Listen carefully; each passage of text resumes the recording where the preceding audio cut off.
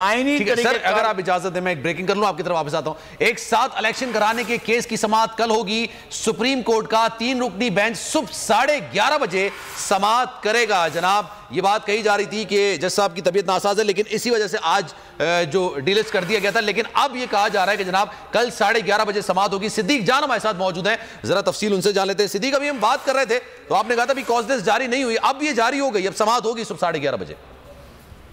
11 बजे जो है वो चीफ जस्टिस पाकिस्तान की सरबराही में ये 3 रुकनी बेंच, जिसमें जस्टिस जाजुल एहसन साहब और जस्टिस मुनीब अख्तर साहब शामिल हैं, ये बेंच कल बड़ी समाअत करने जा रहा है। और पहले यही सवाल था कि चीफ जस्टिस की तबीयत आज नासाज थी, तो अब कल वो समाअत करेंगे नहीं करेंगे, लेकिन कल चीफ जस्टिस पाकिस्तान 11:30 बजे समाअत करेंगे। कल का दिन बहुत बहुत बहुत अहम है। उसकी रीजन ये है कि हुकूमत ने, आपने देखा कि कुछ देर पहले वज़ीर-ए-आज़म शहबाज शरीफ ने ऐलान कर दिया है कि हम सुप्रीम कोर्ट के फैसले को नहीं मानते, 21 अरब रुपया जारी नहीं कर रहे, और एक तरह से मुज़ाकरात के ऊपर भी उन्होंने सुप्रीम कोर्ट के हुक्म की वो खिलाफवर्जी की है। और उन्होंने मुज़ाकरात के ऊपर भी कह दिया है कि उसके ऊपर भी वो जो सुप्रीम कोर्ट ने कहा था कि आज ही मुज़ाकरात हो, यानी 26 तक मुज़ाकरात हो, उसमें भी शहबाज शरीफ इनकारी हैं। ना सिर्फ ये बल्कि एक बार फिर यू टर्न लिया है शहबाज शरीफ ने, ये कहकर कि ये 4-3 का फैसला है, ये 3-2 का फैसला नहीं है। तो अब कॉज लिस्ट जो है वो जारी हो गई है। कल 11:30 बजे समाअत होगी चीफ जस्टिस पाकिस्तान की सरबराही में। और कल 2 चीजें सुप्रीम कोर्ट ने देखनी है। एक, जो 21 अरब रुपए जारी होने थे उसको सुप्रीम कोर्ट ने देखना है कि वो 21 अरब जारी हुए हैं, नहीं हुए तो क्यों नहीं हुए।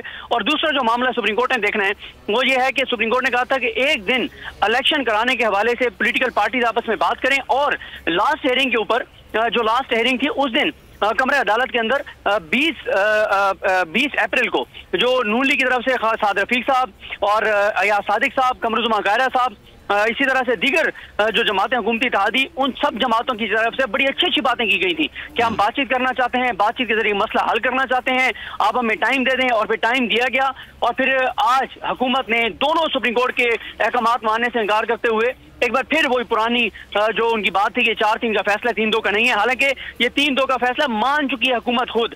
जब हुकूमत ये सुप्रीम कोर्ट के हुक्म पर फंड देने का मामला कौमी असम्बली में लेकर गई थी, इसका मतलब यही था कि आपने सुप्रीम कोर्ट के हुक्म के बाद ये काम किया है। तो आप एक तरफ फैसला पहले मान चुके, आपने उसको एग्जीक्यूट किया फर्दर, लेकिन किया बदनीयती के साथ और गलत काम किया। और दूसरा, इलेक्शन कमीशन ऑफ पाकिस्तान के वकील सजील सवाती सुप्रीम कोर्ट के सामने ये कह चुके हैं कि 3-2 का फैसला है और हम इसको इम्प्लीमेंट करेंगे, और इलेक्शन कमीशन उसके ऊपर प्रोसेस भी कर रहा है। तो ये दोनों चीजें जो हैं ये मान गए हैं। लेकिन अब फिर आज शहबाज शरीफ ने कहा कि ये 4-3 का है, उन्होंने अपने पिछले मौक़िफ़ को तब्दील किया है जो सुप्रीम कोर्ट के अंदर दिया गया था।